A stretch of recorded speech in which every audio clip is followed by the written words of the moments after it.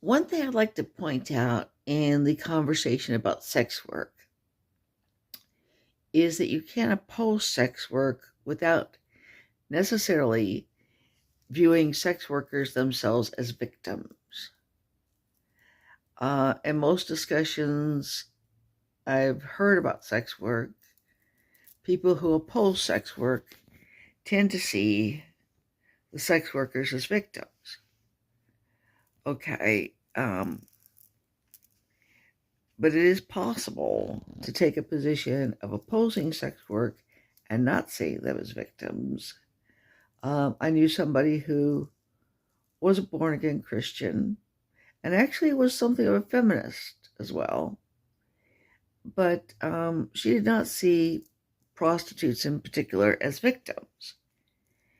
And she thought there was an overall tendency for people to make excuses for them, to, say that they became prostitutes because they'd been abused. They became prostitutes because they'd been mistreated in terrible ways. And she thought it in all likelihood they became prostitutes because they liked that way of earning a living, or they liked that way of making money. She thought it was immoral. She thought it was morally hideous. But she thought that the prostitutes themselves were immoral and that they did freely choose it because they liked it.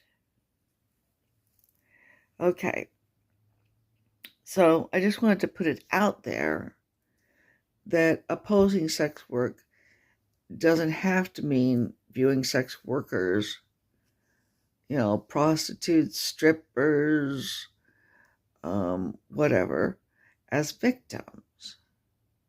You could view them as, immoral people who like doing an immoral job. Okay. Anyway, I just wanted to put that out there.